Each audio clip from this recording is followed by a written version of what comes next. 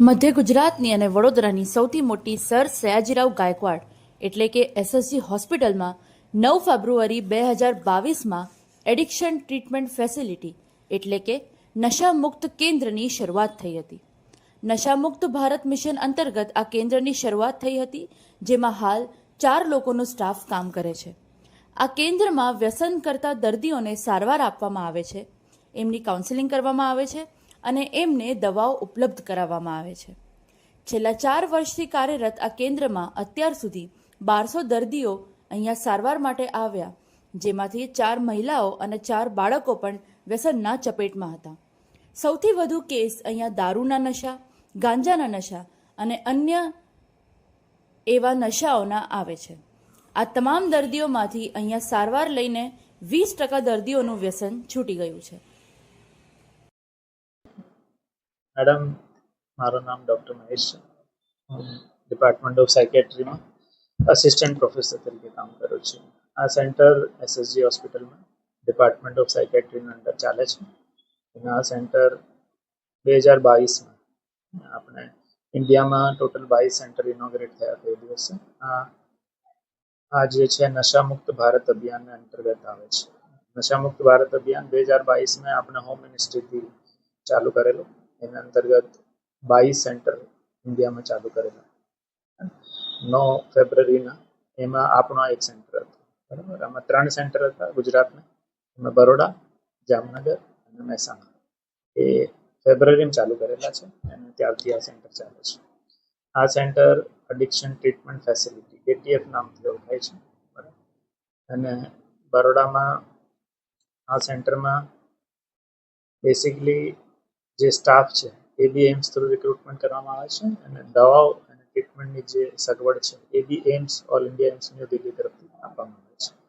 એના અંદર જે ટ્રીટમેન્ટની સગવડ છે એમાં બધા જાતના વ્યસન છે, એલ્કોહોલ હોય, દારૂ, ઓપિયમ કે અફીમ કે એના ડેરિવેટિવ્સ, બ્રાઉન સુગર, સ્મેક, હિરોઇન, બરાબર, કેનાબિસ એટલે marijuana એના ડેરિવેટિવ્સ, ચરસ, ગાંજો, હશીશ, બરાબર. એના અલાવા ઊંઘની ગોળી છે, અમુક સૂંઘવાના પદાર્થો છે કે કોઈ બી જાતનું વ્યસન છે, આ બધા પ્લસ અમે થોડું બિહેવિયર એડિક્શન એટલે સ્વભાવને લગતા જે એડિક્શન છે એનો બી ટ્રીટમેન્ટ આપણે કરીએ છીએ. ધારે કે સ્વભાવને લગતા એડિક્શન એટલે ગેમ્બલિંગ છે કે ગેમિંગ છે કે પોર્ન એડિક્શન છે, એ રિપીટેડલી એક જ વસ્તુ કર્યા કરતા હોય છોકરાઓ, એના અંદર વસાયેલા હોય, એ રીતના ટ્રીટમેન્ટની ફેસિલિટીમાં છે. અહીંયા એક મેડિકલ ઓફિસર, એક કાઉન્સલર અને ડિપાર્ટમેન્ટ ઓફ સાયકેટ્રીના ડૉક્ટર્સ જે છે એ બધા અહીંયા સેવા બજાવે છે. અત્યાર સુધી 2022થી અમે ટોટલ લગભગ 1200 પેશન્ટ જેવા અમે રજિસ્ટર કર્યા છે, ટ્રીટ કર્યા છે.